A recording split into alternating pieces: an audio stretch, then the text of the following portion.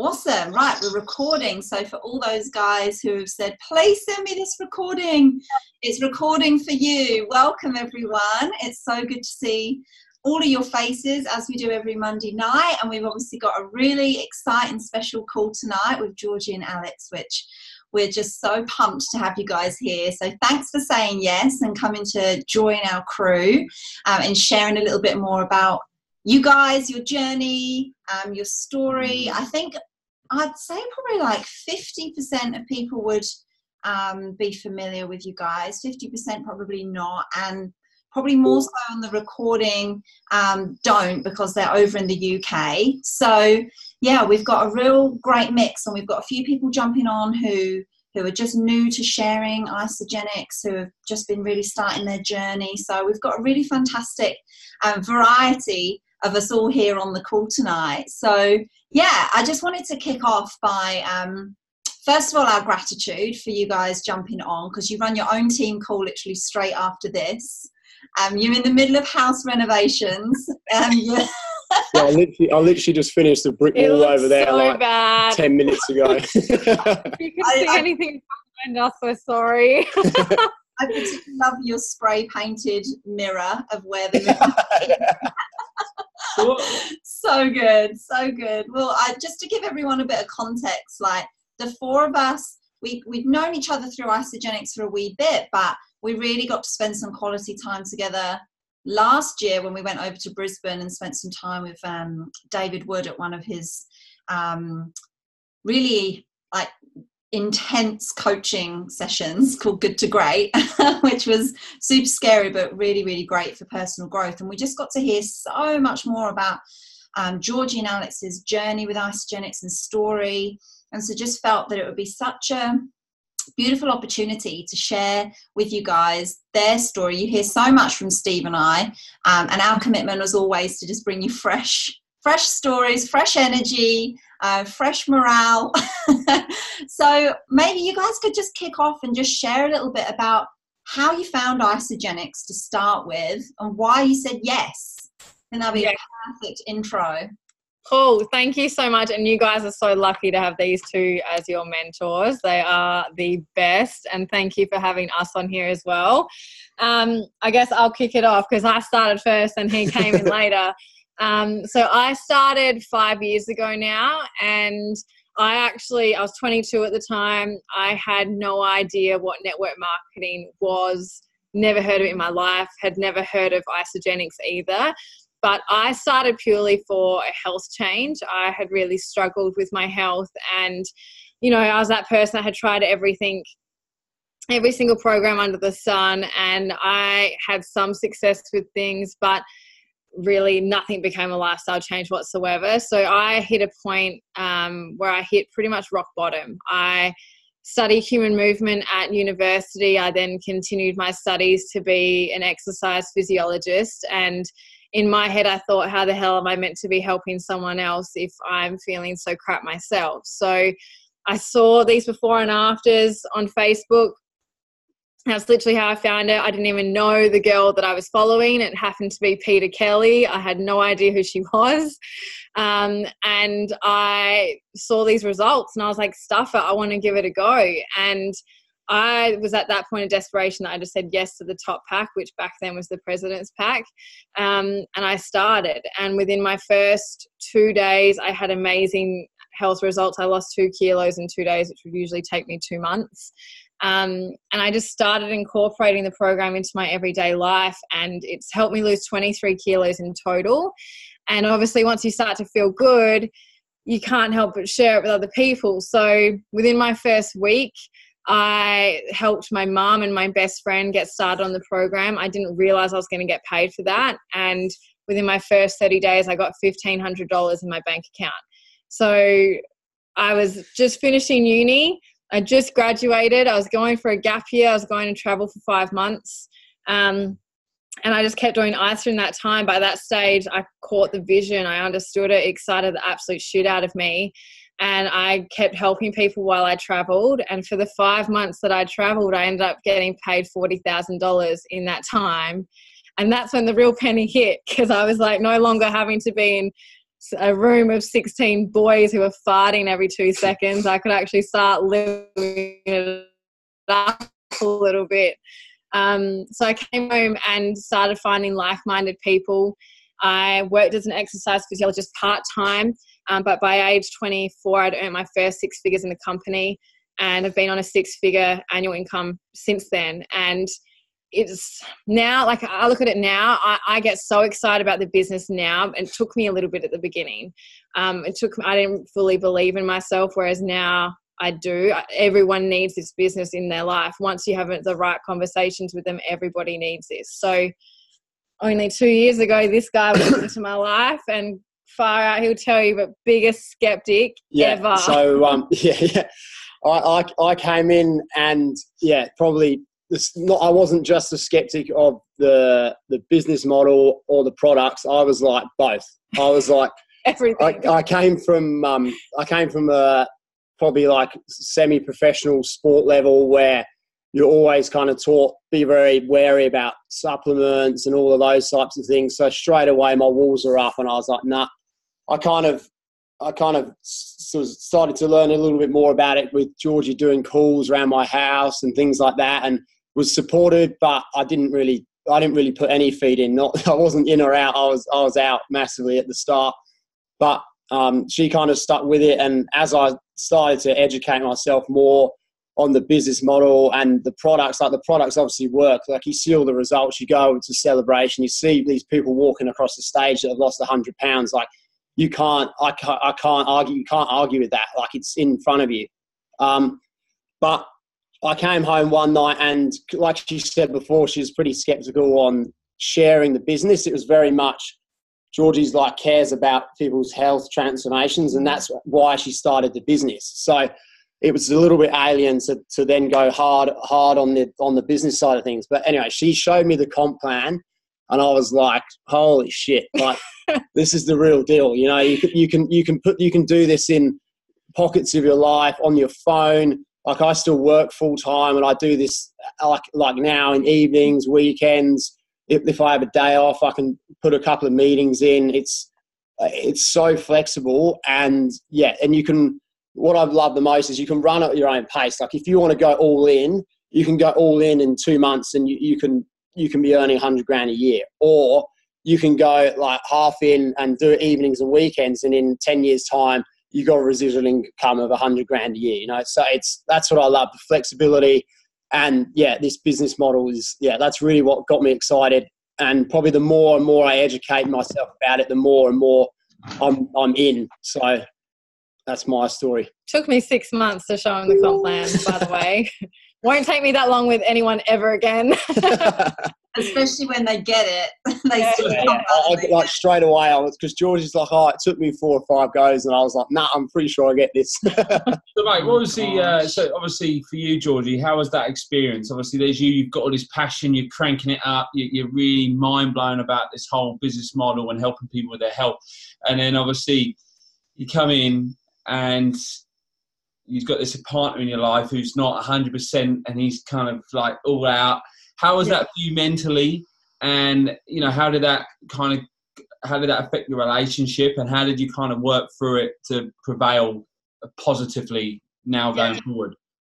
It probably started off with me being a little bit standoffish as well. I'd just come out of a relationship of 10 years with an ex who definitely wasn't supportive, and I kept wishing he was, and he never was. So I was more reluctant to share a lot at the beginning because I was scared. I didn't want to push him away. It was my baby at the same time, and I wanted to protect that. But I didn't force it onto him.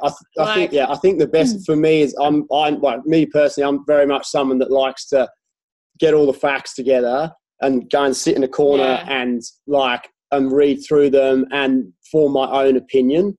And that's whether it is by choice or by the fact that Georgie didn't necessarily want to share too much, but that then gave me time to I was asking the questions, I was going to finding the information out. And all she would do was every question would just answer and send me in the right direction to do more and more research. And then eventually I'm like, right, I'm in. It was actually an event, to be honest. Yeah. I mean, when you're talking to your partners, sometimes it's like listening to your parents sometimes. You don't want to listen to them. You want to hear it from someone else. So I took him to an event and Lockie Horner was speaking, and I specifically took him to that event because of Lockie, because he has so much knowledge about the science behind things, and he froths that. Like, he more than me, and I'm an EP, but like he needed to see that. And so hearing it from Lockie, he left that event and was like up another level. Yeah, it's definitely events, like every single time is, that belief level, like you say, goes up with events. But I think, the main thing was just be patient and don't force it down your throat. Like if your partner doesn't agree with it, it's not, it's because he doesn't have the knowledge that you have. So from, say you get introduced that your very first exposure to isogenics, you may sign up 6 exposures later, like 6 weeks later, 6 months later, and you've had all this time to digest it and you understand it. And then you come home and you go, this is great. Well, you should know. And then you expect them in the space of like 10 minutes to have that stuff that you've digested over 6 weeks, 6 months, and you expect them to get it straight away. So I would say you've got to give them the same amount of time and be patient with them. And that's it's just such a key point, because like how many of you guys just on the call have a think about how long did it take you to say yes? How long did it take you to get what this business could do for you in your life? Like for some people, like Jules, it took you 2 years to say yes to the products, right? For other people, maybe nearly 3. For others of you guys, like you might have used the product for like months and maybe even a few years before you've even wanted to jump on a call like this. Like just really honor the time that it takes everyone as an individual, and that's just such a key share. Alex, thanks for sharing that. And don't come home and think the minute you get it everyone else is going to get it. Then that is then where we start to get attached to the outcome, don't we? And that's where it can lead us down a I can't do this kind of mode. I wonder if we could take it back, Georgie, to what you were saying right at the beginning. Like you didn't really get, like you were enrolled by Peter Kelly, right? Everyone on this call pretty much would know who PK is, right? Yeah, when you shared with your first 2 people, you didn't even know you were going to get paid. That just goes to show that it doesn't matter like how you share, you're going to get paid, and it's just amazing when the penny drops. But in that first month, you made $1,500. Like, that's incredible. Well, you just had such a good product experience, and the authenticity in using the products effectively just caused such a huge ripple effect in your network. Yeah, like I started when I did it, because I was so skeptical. I started marketing it straight away without even me realizing I was marketing it. So from day one, I posted that I was doing this new program and I wanted to see how it went. So I had people buying in from day one without even realizing it. I back then took a photo with like an e-shot at the gym and hashtag e-shot and isogenics, and I look back on that now and cringe. It worked. But I would just update people every, like when they asked for your measurement days and things like that, I would post my results. Mainly because back then I just wanted to keep myself accountable. But then, after 2 weeks, like a week, my mum and my best friend wanted to do it just because like my bloating had gone and they knew how much I'd tried previously.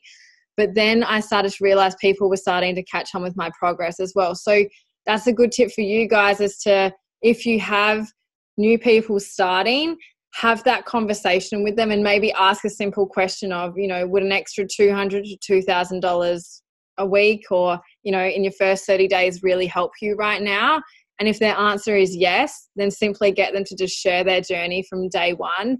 And, it doesn't matter the likes or the comments or any of that shit on there, but people start watching. So if you can build confidence in them to start posting straight away, then by the time their 30-day result is there, then it's like bang, and they've already had all these people watching in that time. So then people are ready to start doing it rather than, and look, some people don't want to share it until day 30 or they never want to share it, and you've got to completely respect that. That's totally fine. But if they can share it before then, they get that buy-in, the whole process, and then the last result's like, whoa. So good. Really having that buy-in straight from the beginning. Well, I just thought was really intriguing. You went traveling literally straight away after you got your results. You went traveling, and you made 40. That's just phenomenal. Oh my gosh, that's just phenomenal. That just shows, like Alex said, you just got a heart for people, and it was just share. But that was like, what, 5 years ago, you said? So when you went traveling and you made 40K in your travels, I mean, that this whole laptop lifestyle thing wasn't really going like at that stage back then, right? So that this must have just been something that in that moment you thought, hang on, I'm onto something here. What had you, when you came back, you'd obviously made that money, you probably come back with more than you'd saved to go traveling with. I spent it all. I spent everything. Oh, it all went. Fair enough. I'm away once in a lifetime, it's gone. Especially when you pay weekly, you're like, oh no, it's not there anymore. How did you start to learn about this? Well, really what network marketing was really about, and what's kind of had you stick around in it? And you've probably seen it shift so much in the last 5 years. Yeah, look, I have. And we definitely, like, we go through highs and lows all the time, and that Europe trip was definitely a high. And I realized on that trip that, like, I had no freaking idea what I was doing, guys. Like, and I think that's really important. I say to Alex all the time now, like, I don't know what I'm doing sometimes, but you have to fail forward. The biggest thing for me, like, I didn't go to an event or even hear from PK until I got home from that trip. So everything that I did, it was pure excitement and I guess ignorance on fire. And I just wanted to help people. But I came home and there was only first ever Super Saturday in Adelaide at that time. There were no events here at all. And so I came back and went to that Super Saturday and listened to Jen Jeffries. It was mainly Jen Jeffries who's sticking out. But I listened to a few people, and it was that moment that I really realized, wow, this is real and I need to invest in more events. So I think it was only 2 or 3 weeks later, I took myself and 6 girls to University in Action, David Wood. And that was a game changer. Have any of you on this call not been to a UIA yet? Just show me your hands if you haven't been to one yet. Perfect. So all of you have pretty much gone. Yeah. That event was an absolute game changer for me. In terms of, I mean, you guys would know it helps you become a pro at this business, but it helps you sort your own shit out and realize that you're fully capable of doing that at the same time. So events are everything. You don't need someone, this is what I mean, like, if you really want this, you shouldn't need anyone kicking you up the butt. Like, you don't need Corinne or Steve telling you, or you don't need them to message you every day and tell you that you can do this. If you go to enough events and put them as a priority, you will have a firecracker up your butt the whole year round. And then if you can take people to that every time, that's when your business will explode.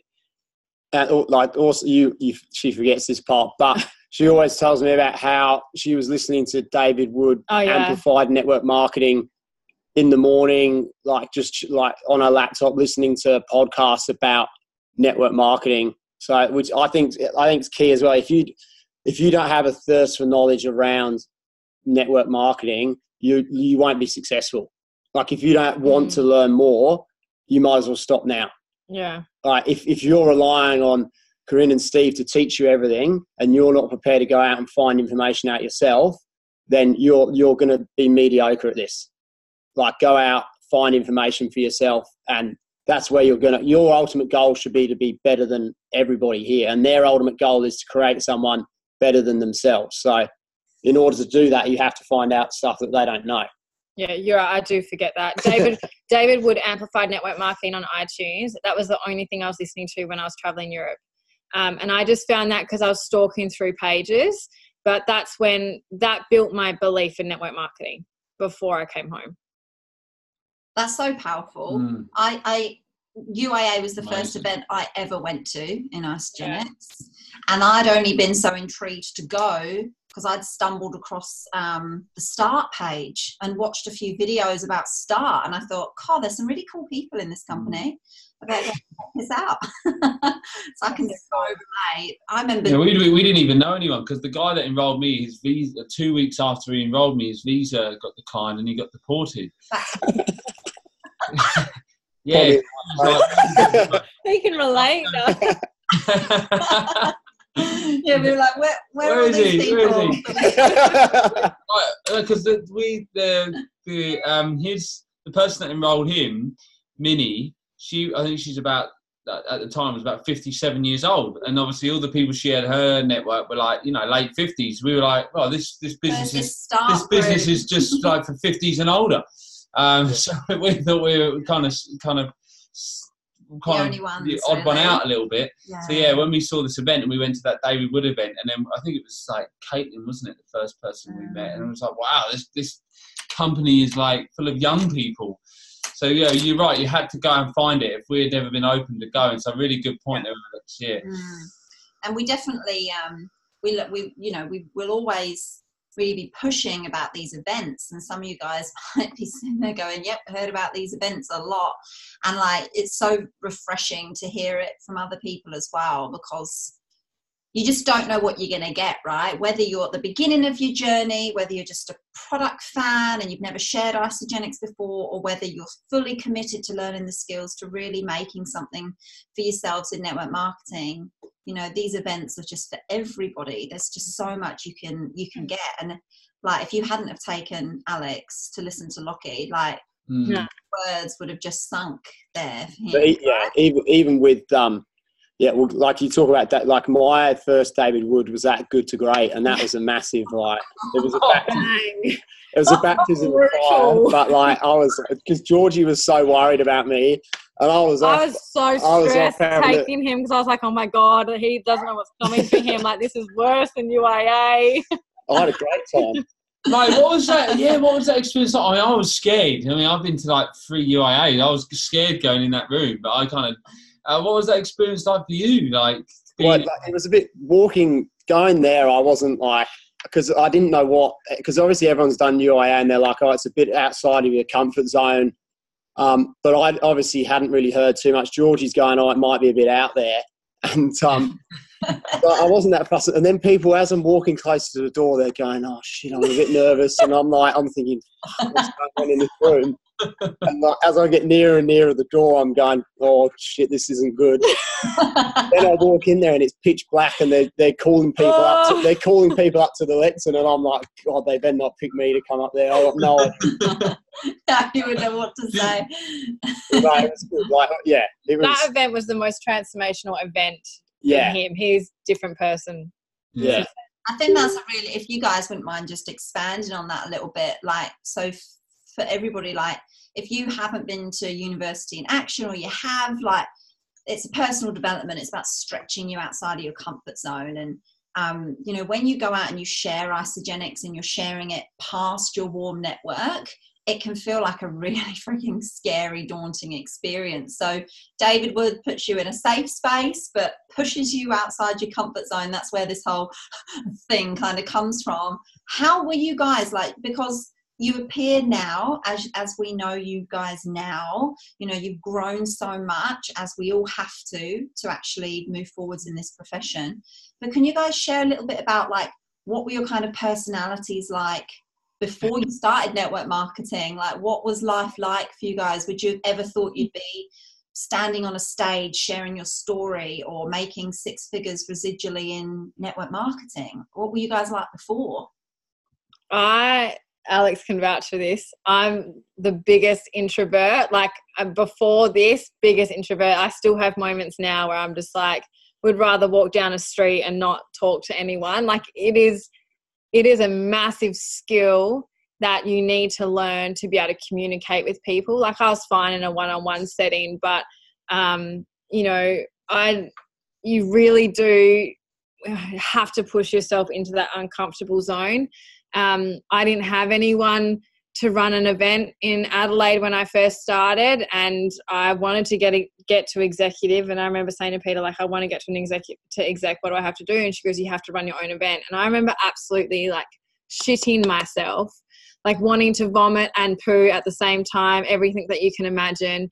But I had to just suck it up, and I reckon I went bright red for the first 20 events that I ran, and I still sweat. Like, I get sweaty now talking, but mainly because I'm fired up as well. But I didn't have any skills for this. Like, I was a 22-year-old who had no freaking idea what she was doing.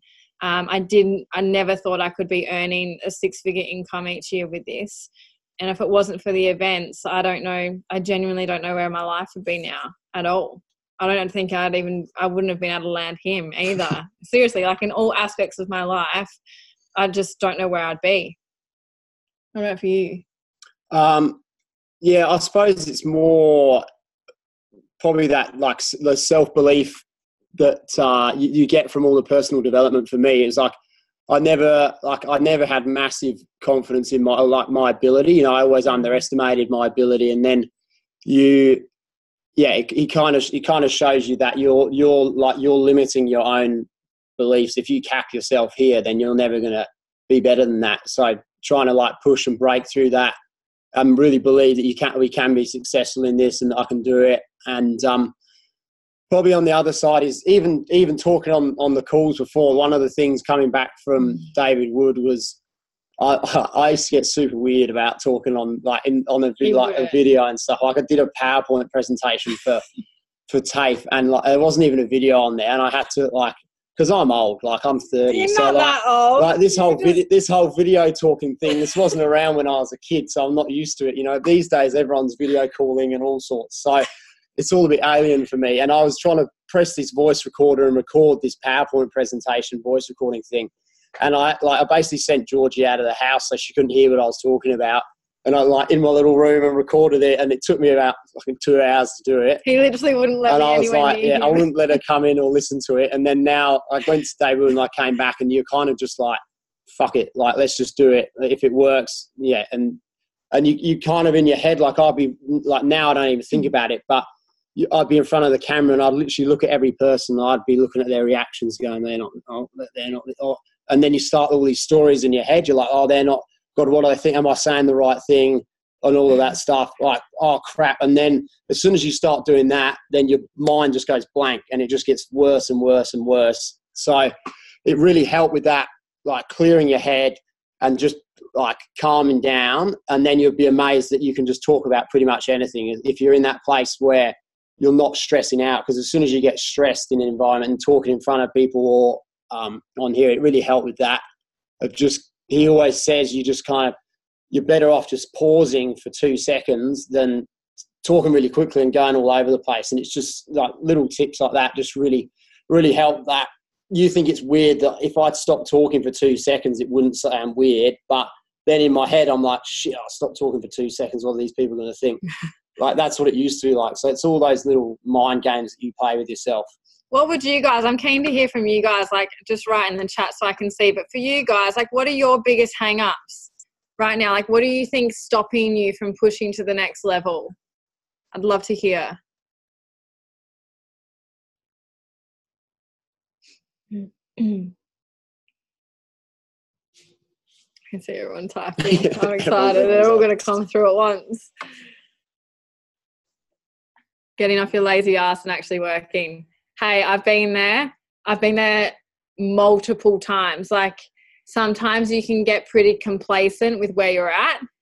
I'm telling you, you'll get to a point where that like complacency, or however you say it, you'll start to get a nudge again, and you'll start to get bored of that, and then you'll start thinking, I want more.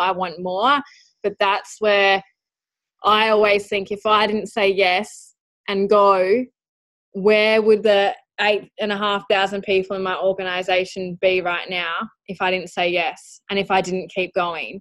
So those times where you're just like thinking about, you're feeling lazy, it's because you're purely thinking about yourself and you're feeling comfortable. Start thinking about the other people that you're impacting and use that to fire you, or start thinking about your goals and where you want to be in the next 10 years. That's another thing that gets us off of our asses real quick. other people's self-doubt and crap getting in my headspace, UAA is exactly what you need for that. And to like, honestly, in my head, you just got to think, fuck what other people think. Like, I used to get nervous swearing on calls. Just be you. Like, who cares about anyone else? Like, it's your life. Who cares what they think? We had a good call with Ben Kelly, and he was basically like, you have to be yourself, your personality, and stay 100% true to that. And then you will attract the same people into your organization, and they will have a stronger bond with you because you are you. And the people that don't like you, they don't like you, but like, that's not your fault. They're just not, you just don't connect with them. You're a completely different person. And the people in your tight organization will appreciate that you're true to yourself and who you are, and you're not trying to please everybody. So just be yourself, go out there. You 100% will find people that gel with you. And if they don't take that as, oh no, I need to change myself.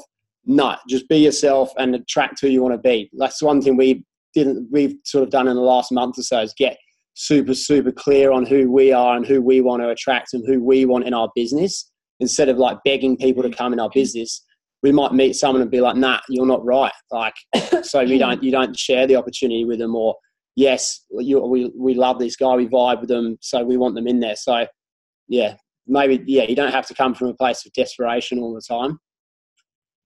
Allowing to take my eye off the ball. I don't even have my story clear in my own head. That took me 12 months, my story. Yeah. I was nuts because I get super weird. I'd be like, I need some kind of health thing. Like, I need to have had some kind of, and she's like, you don't, like, you love the business, just tell people about the business. And I'm like, oh, but everyone's always got these health, and I kept trying to like make this health transformation up that I clearly hadn't had, because if you look at any of my photos, I haven't changed to like the last 10 years. So whereas now I'm like, no, I'm just like, I leverage off other people's health results, and then I have my own business story. So it took me a while, but be honest to yourself. Like, what do you actually love about Isogenics? Is it the business? Is it the product? Like, and find that and use that as your story. And practice it when you're driving your car. Weird, but I used to do this all the time. Every time I had to share my story or go to a meeting or run an event or anything, I would literally talk it out in the car on the way there or whenever I'm driving. And it just helps. The amount of times you're in your car, you have to share your story. So use that as practice. It's so cool that you can actually send yourself voice messages on Facebook Messenger. Yeah. And just record it to yourself a few times. Then when you think you've cracked it, you've got it on record. You can actually just go and listen to it over and over. That's how I used to do it. And then hearing my voice and getting used to it as well, and thinking, because I used to be like so introvert too, really, when it came to public speaking. So even just the sound of my own voice, I hated. I get the same. I hate if Alex plays my Instagram stories and I'm in the same mood. I'll literally throw shit at him to be like, get out. The other thing I just thought of then is also, you don't feel like you're confined by your script of your story. Like my story, like pretty much every time I tell it, it changes slightly. So I think a lot of people get unstuck because they try and memorize almost word for word, which you can do if that's who you are, but that's not really like who I am. I kind of change it up every time. It's like, get the general idea of it, and then if the words in between change, that's fine. I think sometimes people stumble over their story because they're trying to get it exactly the same every time. They feel like they have to, but it's just the general idea of your story that has to be the same. Hopefully that's helping, guys, with some of the things you're sharing. It's so cool. It's really, really fantastic to hear. There's just another one written in there. I'm the same bloody blue and perfectionist. It will come out how it comes out. Yeah, that's exactly it. You're just having just think of it just having a conversation with your mates. Like, you don't need to try and put anything onto it. Just let it come out as it comes out. Because someone will know if you're talking about a script or if you're just sharing your experience, right? Like, you didn't even know that there was a story sharing script when you were traveling Europe. Yeah, that's so true. I had nothing. No. So what would you say, and Alex might be the one that like goes all in with this, seeing as he just loves the business model as well.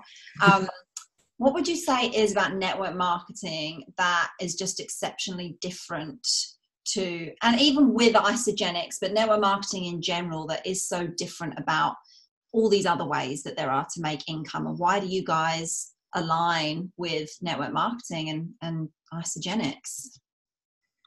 Network marketing is just like, there's just nothing that beats it. Like, trust me, I've gone through times where I've wanted to quit because it's hard and things like that. And there's nothing that compares to it. Like, if you look at any traditional business, it's way more risky. You're paying so much freaking money up front. It baffles me how much money people invest into a business, even into a freaking logo for a business. With Isogenics, there's just none of that. But I'm grateful because I started young. I was quite naive to all of that. But the time that I did work in a clinic and work for someone else, it just put things into perspective for me. Like, I was charging $140 an hour for someone to come see me as an exercise physiologist. However, the boss of my clinic would get the majority of that and I would only get $30. And, I had to be there when he wanted me there. If I wanted to go on holidays, it was on his terms. I was literally building his future, not mine. And here I was half in with that and all in with Isogenics on the side. And I started to see this income come in, this really good income come in on the side. And I was working 2 to 3 days a week, 6 hours in the clinic. I could help, 6 people in a day. And in my lunch break, I'd help 20 people with Isogenics and get paid like quadruple what I was in the clinic for the whole week. It just, as soon as that started to happen, I didn't want to work for someone else. It's just not in my nature to.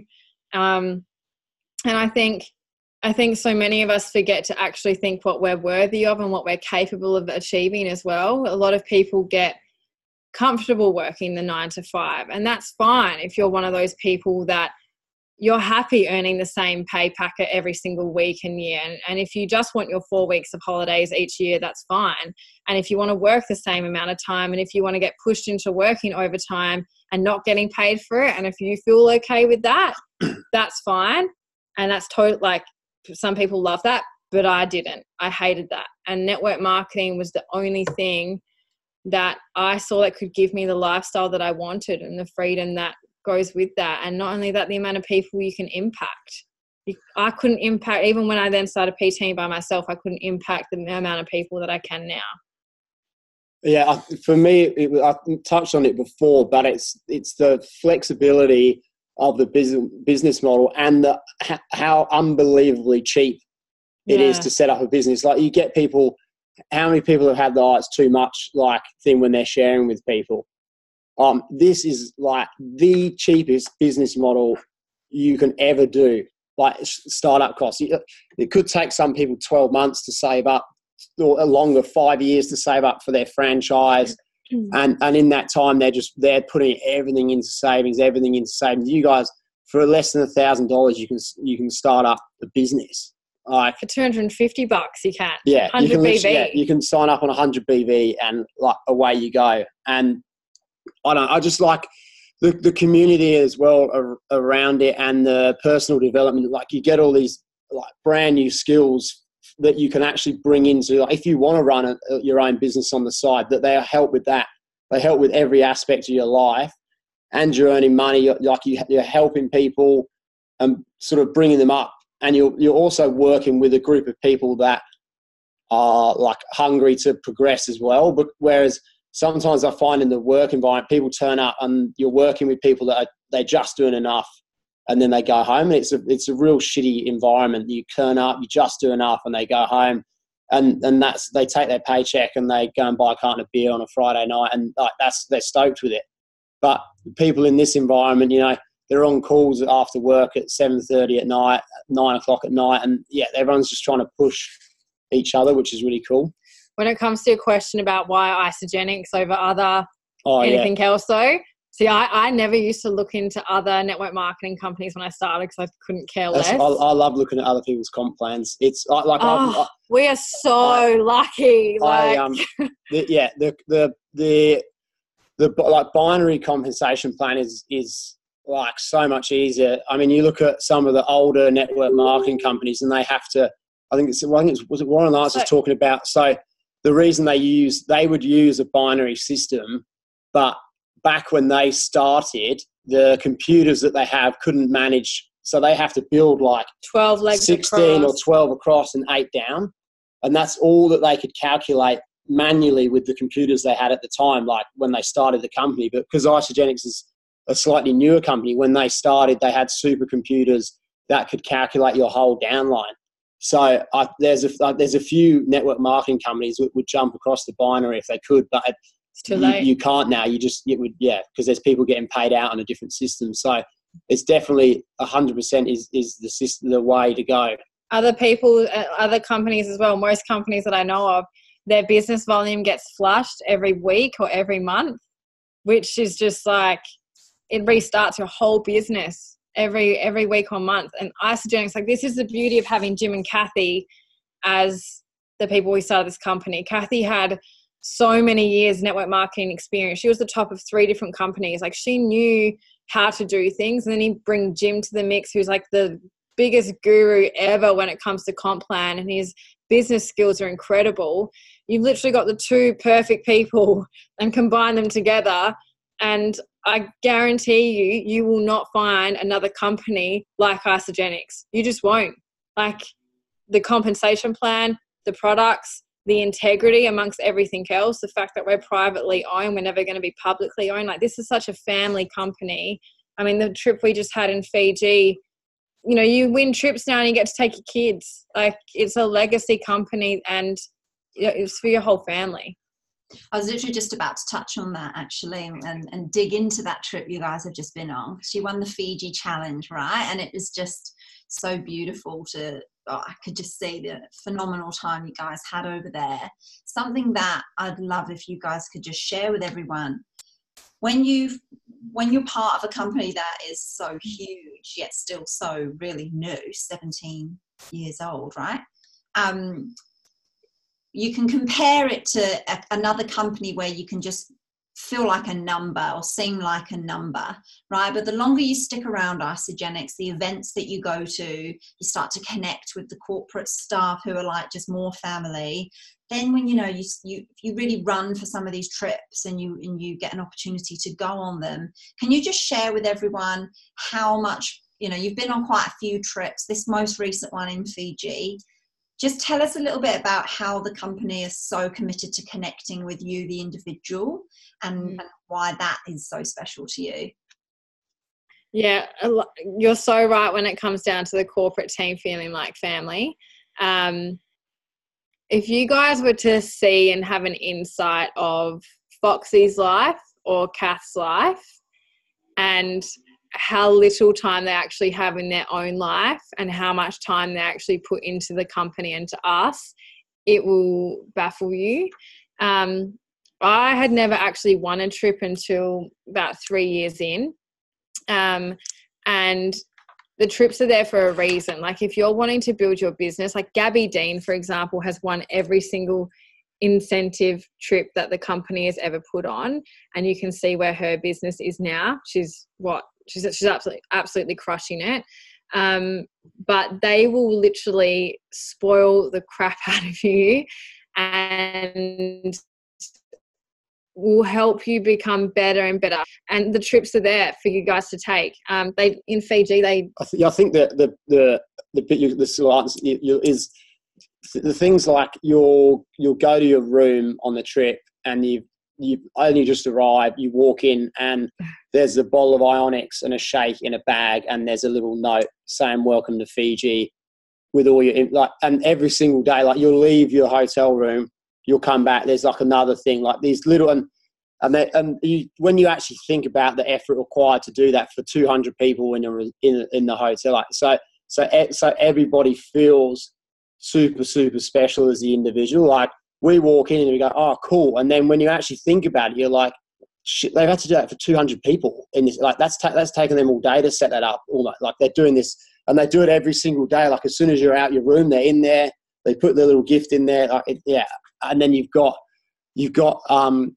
they picked like the best. Like they hired a whole island out for us, and you get off the boat, and there's a whole private island, and you're just like, I was like, and you talk, and one of my mates, he's Fijian, and he came back, and he's like, holy shit, man, do you know how much that place is to go as like one person? He's like, they would have spent so much money, like, and you don't even think about it. And I came back, and he's like, that place is like mega expensive, and they booked the whole thing out just so we could feel like special as such. So it's pretty cool. But I think that's what I kind of had a bit of a moment. There's this photo of like a huge group of us walking out of the water. I say huge, it's like 6 of us, but like we're walking out of the water, and we've literally just been floating in there, having a few like some wines and beers and stuff. And they're all like, you're talking about the young people, and everyone there is aged between 30 and probably 25. Yeah, sorry, I thought you were going the other way. And I was just like, shit, like this is it. Like this is cool. Like imagine if you could pick your 6 best mates and ring them up, because they're all doing isogenics, and it doesn't matter if they're your mates now, because they will be when like whoever signs up you become mates with. But ring them up and go, hey, I was thinking going to Bali tomorrow. Do you want to come? And they're just like, yeah, cool, no worries. What time's the flight tomorrow morning? Like that's goals. Like not, oh no, I got 2 days left of my annual leave, and like I still got 6 months of the year left. And oh no, my boss is a dick. I have to let him know 3 months before I take any time off. Like it was like, yeah, and I'm like, that'll be unreal. It can seem so incomprehensible, can't it, when you're first thinking this way for the very first time, like to actually be in a position where you've got freedom to choose your day to day can seem so overwhelming to start with. And it did for me personally. I just felt like, what? I've never, as a midwife, I never thought it was going to be possible for me to, I knew I was never going to earn a bonus or be paid. If I wanted to take more holiday in the year, it was going to be unpaid.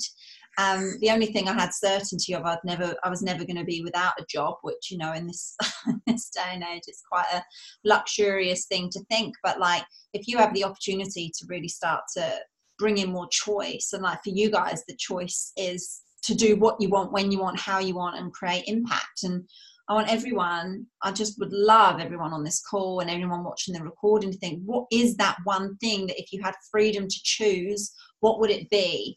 And would that stop you feeling like you don't want to take the action? Would that stop you from running your own launch party or doing an event? What is that freedom that right now just means so much to you that would have you send a message to a couple of people each day?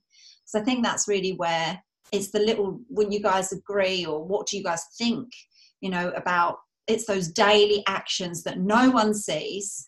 They see your accolades, they see the trip, they see where your success is now. But like Georgie, you touched on, it's a roller coaster, which absolutely I think everyone's really present with. Like keep that consistency going every day. Like how do you guys deal with the breakdowns? What do you guys do to support yourselves, not kill each other? What do you guys do? Because everybody knows what it's like to have a breakdown in network marketing. And by breakdown, I don't mean like a full mental collapse, which is possible. I think I've been there overnight.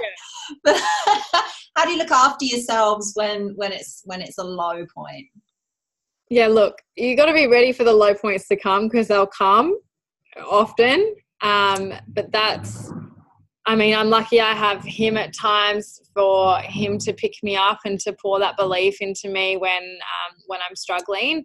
But yeah, I've gone days before where I haven't done anything, and then it makes things worse, because then you put yourself into overwhelm because you're stressing because you haven't done anything for 2 days, or you haven't enrolled someone for 2 weeks, and you start freaking out, and then suddenly you think you can't do this.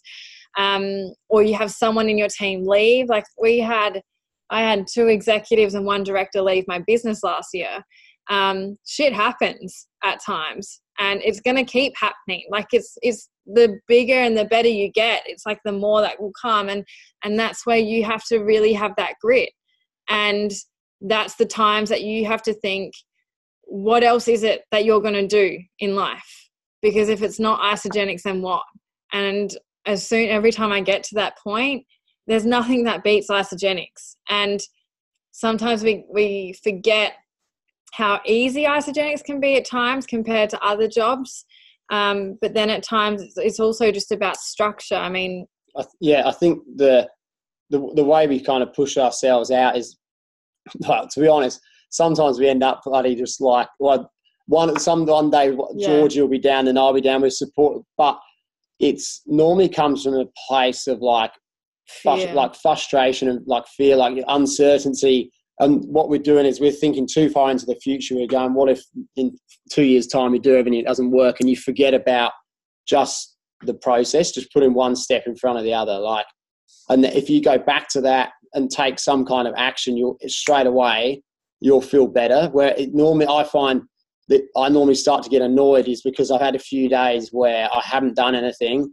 And like George said, you get frustrated because you're like, I haven't done anything, I need it. And then as soon as you actually realise that, it's more like it's just frustration that you're feeling, and then you might message a few people, or you sit there and you plan and like do some planning and some structure and make some kind of positive step forward, and then you forget about your like meltdown that you've just had because you're so focused on replying to people or setting up some training calls with people and that stuff. So focus on the action, not the outcome. Action will pull you out of any overwhelm.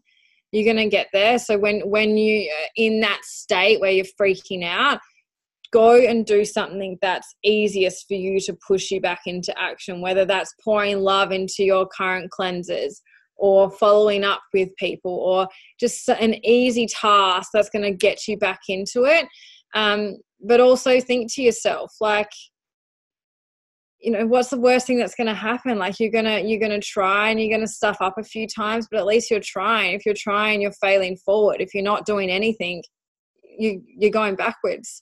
The only way to stop this business up, and where a lot of people go wrong in Isagenix, is that they quit, and they quit too early. Like, I'm 5 years in and I'm still figuring it out still. And I redid my structure on a whiteboard yesterday that I went through with my dad the other week, because I had no freaking idea how to set up a business and how many hours I should be putting in. And Corinne, I think you were saying before, like, when you go from part-time to full-time with this, sometimes you have too much time.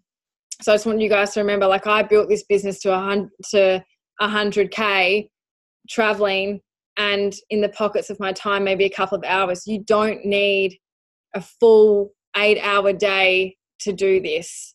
You just need to be smart with the time and set some structure, and just have that belief in yourself, and surround yourself with people who are going to pull you out of the shit when you're in it. That's like, go to people. Like, I can go to Alex and my dad. They're the two people that when I want to have a cry and think this is too freaking hard, I don't know if I can do this, they're the ones that'll say, nah, come on, you've got this. Like, just take a second for yourself and get back into it. And you just need that nudge every once in a while. Real talk, just pure real talk. Just human to human. Guys, just chuck in the chat if you can relate to that, and if you're finding that. I saw Gabs wrote, I needed to hear that. That's really cool. And yeah, can so relate to how that.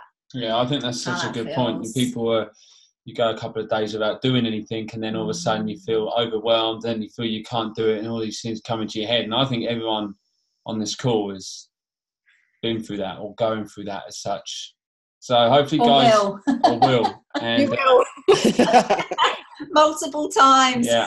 So I really hope, just want to emphasise that on the call, guys. I hope you heard that.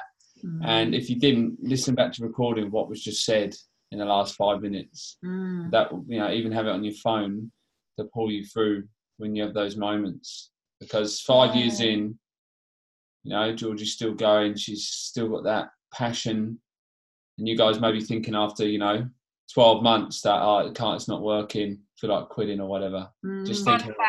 A fun fact for you guys: everyone in my team, most people quit too early. The people have lasted 5 years, they're earning 6 figures. That's a clue. It's heartbreaking to see people leave. So many people. When you see the potential. I just, like me and Corinne, like you're talking about, we've had it all. And I just feel really gutted for these people that get so close. We've had 2 people now, and like people that, you know, they're on the cusp of something, but it gets too hard and they quit. And then it's just a story of their life. And you just think, God, you probably do that with everything without you realising it. And you just, that's so true. And that's why we've got to be, and as leaders as well, we do have to be more honest and sharing. That's why we're so open talking about that, because some people try and sugarcoat network marketing and say, oh, like, let's get paid and, you know, all this. You got to work fucking hard. There's no sugarcoating about it. If you want it, you got to work and push through the highs and the lows. Yeah. It's that compound effect as well. When I can't remember who one of the, oh God, I always forget his name. Anyway, I'm bad with names. I forgot. They drew on the whiteboard, Suzanne Skillen and Paul and Suzanne. There you go. Always comes to me. And they drew out, and these guys are earning squillions of dollars a year.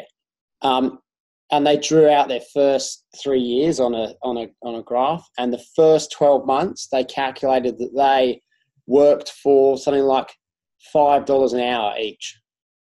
They were getting paid. I think it might have been less. I think it might have been $2 an hour, because they halved it. I think it was 5 in total, and then between the 2 of them, $2 an hour for 12 months. And then I think the next year they jumped up to something like, I don't know, 80,000 a year. Then after that, then it went 100, 200, 500, and now they're on to like $1 million, like 10 years later. So yeah, and that's something that's stuck in my mind, is like it's the first 12 months, people are like, oh, you get this influx, good money to start, you get all these introductory bonuses, you get to manager, director, exec, you get all these bonuses, and then you hit there, and that's when it gets real, because that's when you put your head down and you got to get your cycle growth going, otherwise you won't get bonuses. But people get to exec and they go, whoa, and they think they've made it, and they back off, and then everything goes, and then it's super hard to regain that. Because one of the key things that Georgie did well was hit exec while she was away, and then kept pushing and hit those other bonus pools as well. Whereas we find people in our team, they get to a rank director exec and then they back off and they miss out on those bonus pools, because you've only got 3 months when you hit the director exec or your 1-star. You've only got a certain amount of time to plan those bonus pools, especially the director and exec ones.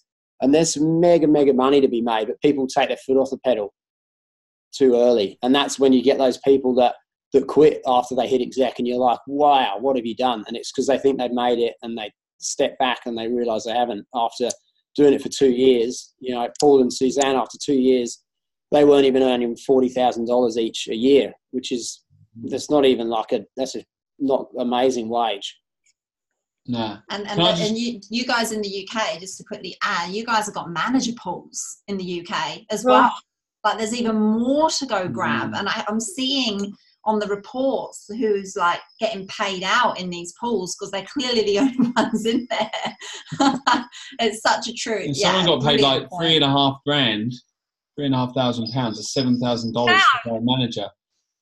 Yeah. It was in a live video. Run! Yeah, I know. Just for hitting freaking manager. What's everyone bloody doing? God. Well, I know. We're gonna move back to the UK. Yeah, I know. I'll be getting paid in pounds soon, I reckon. Can I just, before we go, because I know we've only got a couple of minutes to go, can I just ask you a very specific question? Hopefully I'm going to be clear around what I'm asking. Obviously, there's people on this call that have different markets, different networks. You know, some people have a really warm market that people trust them, that they can enroll. Some people have a warm market where no one trusts them. Some people are going straight into their cold market. You know, people find people online. Some people find people through their work. Some people find people just through, you know, talking to people in a supermarket. You know, how have you guys built your business and structured it? And how have you found your people based on, you know, who you are, where you're at, and all that stuff? Could you maybe just give some few tips to people on the call about where to find your people and how you've gone about, you know, finding them? Yeah. So when I started, like, it's all social media for me. It's probably took me 4 years, 3 to 4 years to actually connect with people face to face. But I'm all social media. Like, some people say social media is a good thing, and some people say it's a bad thing because it takes you away from face to face. I honestly think you're left behind if you're not using social media right now. I'm different though. Alex hates social media, so we're both very different with this. I'll get him to share his side in a second. But I will find people like warm market first, and then I freaked out, didn't enroll someone for I think 4 months because I was skipping to my cold market. And in that time, that's where, you know, going to a UIA helps. You can start connecting with other people. I use meetup.com. I don't know if you guys have that in the UK at all. I did that at the beginning to get myself out of my comfort zone and meet people face to face. Then I just use social media. I look at hashtags of things that I like.